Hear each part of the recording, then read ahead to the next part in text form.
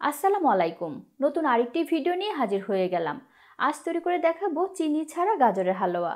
আর চিনি ছাড়া গাজরের হালুয়াটা শুনতেই যেন কেমন লাগে, তবে মিষ্টি অবশ্যই আনবো, তবে একটা জিনিস দিয়ে। অনেকেই আছে মিষ্টি জিনিসটা পছন্দ করে, আবার চিনিটাও বাদ দিতে যাচ্ছে, তাদের জন্য এটি একটি বেস্ট রেসিপি। তাহলে কথা না বাড়িয়ে শুরু করে দিচ্ছি।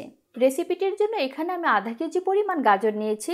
গাজরটাকে ভালো করে পরিষ্কার করে নিয়েছি, তারপরে একটা পিলার দিয়ে উপরে খোসাটা ফেলে দিয়েছি, আবারও ভালো করে ধুয়ে নিয়েছি। এখন একটা গ্রেটার দিয়ে গ্রেট করে নিব। গ্রেটারের বিভিন্ন কাটার থাকে, আপনাদের যেটা খুশি সেটা দিয়ে করতে পারেন। আমি এটা দিয়ে করে নিচ্ছি।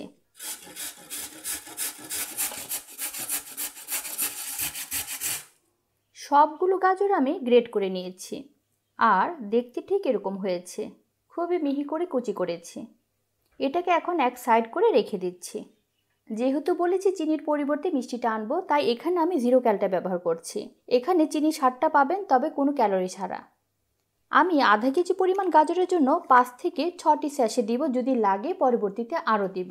ব্যবহারের সুবিধার জন্য এখানে আমি হাফ কাপ পরিমাণ তরল দুধ নিয়েছি, এটা কিন্তু ঠান্ডা দুধ। এখানে আমি 5টা স্যাশে গুলিয়ে নিব। আর এটাতে শুধু গাজরের হালুয়াতে ব্যবহার করা যাবে তা না, চিনির জায়গায় চিনির পরিবর্তে যে কোনো মিষ্টি খাবারে এই 0 ক্যালটা ব্যবহার করতে পারেন। আর এটা কিন্তু আপনারা পাশের দোকানে পেয়ে যাবেন। একটা স্যাশে 1 চা চামচ চিনির সমপরিমাণ মিষ্টি দিবে। এখন ভালো করে গুলিয়ে এক সাইড করে রেখে দিয়ে সরাসরি আমরা চুলায় চলে যাব। চুলায় চলে আসলাম। একটা হাঁড়িতে 1 টেবিল চামচ পরিমাণ ঘি দিয়ে দিব। এটার বদলে বাটারও দিতে পারেন। সাথে দিব 5 থেকে 6টি ছোট এলাচ, আর দিয়ে দিব 3 টুকরো দারুচিনি। এটার বদলে কিন্তু আমরা এলাচিটাকে গুঁড়ো করেও দিতে পারি, এটা আমরা পরবর্তীতে ব্যবহার করতে পারি, তবে এখানে আমি আস্তটাই ব্যবহার করছি। এটাকে হালকা একটু ভেজে নিচ্ছি। যারা এই মশলার ফ্লেভারটা পছন্দ করেন না তারা বাদ দিতে পারেন। সামান্য একটু ভেজে নিয়েছি, বেশি ভাজলে ঘিটা পুড়ে যাবে। এখন দিয়ে দিব গ্রেট করা গাজর। এই গাজরে কিন্তু অনেক পানি, এই পানিটা আমাদের একটু শুকিয়ে নিতে হবে। নিশ্চয়ই খেয়াল করেছেন। চাইলে চিপে পানিটা ফেলেও দিতে পারেন, তবে আমি দিয়ে দিচ্ছি। গাজরটাকে মিডিয়াম আঁচ করে 5 থেকে 7 মিনিট একটু ভেজে নিতে হবে। যে পানিটা আছে একটু শুকিয়ে যাবে, এমনকি একটু মজে আসবে। 2 মিনিটের মতো একটু ভেজে নিয়েছি, আর দেখিয়ে দিচ্ছি একটু চাপ দিলে কতখানি পানি বের হচ্ছে। নিচে খেয়াল করেছেন, চুলার তাপটা মিডিয়াম রেখে এই পানিটা একটু শুকিয়ে নিতে হবে, এমনকি গাজরের যে কাঁচা গন্ধটা আছে সেটা অনেকখানি কমে যাবে। ঠিক এভাবে করে একটু ভেজে নিতে হবে। নাড়তে নাড়তে গাজরের যে পানিটা ছিল সেটা কিন্তু আমি শুকিয়ে নিয়েছি, নিশ্চয়ই খেয়াল করেছেন। এখন দিয়ে দিতে হবে গরুর দুধ।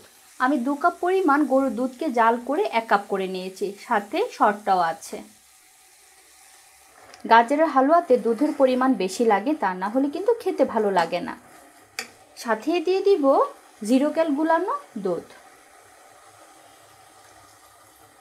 ভালো করে মিশিয়ে নিতে হবে। যারা ডায়াবেটিক পেশেন্ট আছেন তারাও কিন্তু এই হালুয়াটা খেতে পারবেন, তবে পরিমাণ মতো। দুধটা দেওয়ার পরে যখন একটু গরম হয়ে আসবে তখন দিয়ে দিব হাফ কাপ পরিমাণ গুঁড়ো দুধ। তাহলে দুধটা সুন্দরভাবে মিশে যাবে।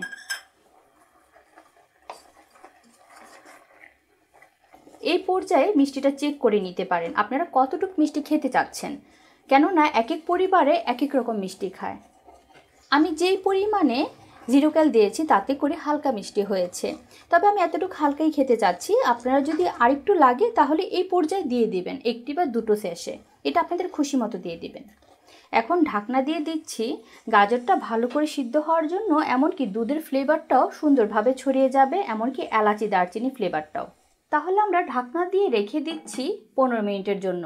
মাঝে দিয়ে এসে একবার নাড়া দিতে হবে, চুলার তাপটা মিডিয়ামের চেয়ে কম থাকবে, তা না হলে নিচ দিয়ে ধরে যাবে। ফিরে আসলাম 15 মিনিট পর। এরই মাঝে যে দুধটা আমি দিয়েছিলাম সেটা কিন্তু টেনে নিয়েছে। একটু পর এসে কিন্তু আমি নাড়া দিয়েছি, তা না হলে নিচে ধরে যাবে। যখন ঠিক এই পর্যায়ে এসে পড়বে, দুধটা পুরোপুরি শুকিয়ে যাবে, সে পর্যায়ে দিয়ে দিতে হবে কিছু ড্রাই ফ্রুট। ঘরে যা থাকে তাই দিতে পারেন। আমি এখানে 2 ধরনের কিশমিশ, এমনকি 3 ধরনের বাদাম কুচি দিয়ে দিলাম। আর এটার কোনো পরিমাপ নেই, আপনাদের খুশি মতো দিয়ে দিবেন। গাজরের হালুয়াতে যত বেশি দুধ দিবেন কালারটা কিন্তু ততই হালকা হতে থাকবে। সেজন্য চাইলে এখানে একটু ফুড কালার দিয়ে দিতে পারেন, অরেঞ্জ ফুড কালার অথবা জর্দা কালারও দিয়ে দিতে পারেন। আমি এটা এভাবেই রেখে দিচ্ছি। যারা মিষ্টি জিনিসে লবণ পছন্দ করেন এখানে 1 চিমটি পরিমাণ লবণ দিয়ে দিতে পারেন। আমার ঘরে ফ্রেশ ক্রিম ছিল, তাই আমি এখানে 1 টেবিল চামচ পরিমাণ দিয়ে দিলাম। এটা দিলে স্বাদটা বাড়বে, না দিলেও কোনো সমস্যা নেই। এছাড়া আপনারা করতে পারেন কি, এই ফ্রেশ ক্রিমটা ঘরেই তৈরি করতে পারেন। যে দুধটা আপনারা জাল দিবেন সেখান থেকে সরটা উঠিয়ে নেবেন। এই সরটাকে ব্লেন্ডারে ব্লেন্ড করে নিলে ফ্রেশ ক্রিম তৈরি হয়ে যাবে। আমি এখানে অল্প পরিমাণ এটা উঠিয়ে রেখেছিলাম, এটাও দিয়ে দিতে পারেন। এটা কিন্তু আমি বিট করে দিচ্ছি না, একটু দানাদার রাখছি যাতে একটু মুখে লাগে। এখানে 1 লিটার দুধের সর, এটা ঘরে থাকলে দিবেন, তা না হলে দরকার নেই, অনেক সময় ঘরে থাকে না। সব কিছু দেওয়া শেষ, এখন নেড়ে নিতে হবে। আমরা কিন্তু প্রথমে শুধু 1 টেবিল চামচ পরিমাণ ঘি দিয়েছিলাম। নামানোর আগে আরও 1 টেবিল চামচ পরিমাণ দিয়ে দিব, এতে করে ফ্লেভারটা ভালো আসবে। আমি যখন গাজরের হালুয়া বানাই অনেকে প্রশ্ন করেন বাটারের বদলে তেল দেওয়া যাবে কি না। দেওয়া যাবে, কাজ চালানো যাবে, তবে ফ্লেভারটা ভালো আসবে না। ঘি এবং বাটারের যে ফ্লেভারটা আছে সেটা কিন্তু পাবেন না। এই হালুয়াটা নামানোর পরে আরেকটু শক্ত হয়ে যাবে, সেজন্য নেড়ে চেড়ে এখনই নামিয়ে নিতে হবে। আমরা যদি এর চেয়ে বেশি শক্ত করি তখন কিন্তু আপনারা বরফি অথবা লাড্ডু বানাতে পারবেন এটাকেই।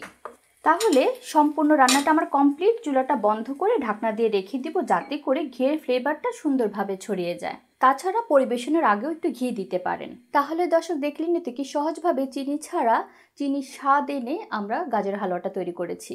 তাই যারা হালুয়া পছন্দ করেন কিন্তু স্বাস্থ্য সচেতনতায় অ্যাভয়েড করেন তাদের জন্য আজকে থেকে চিনি না, 0 ক্যাল দিয়ে উপভোগ করুন মজাদার গাজরের হালুয়ার স্বাদ।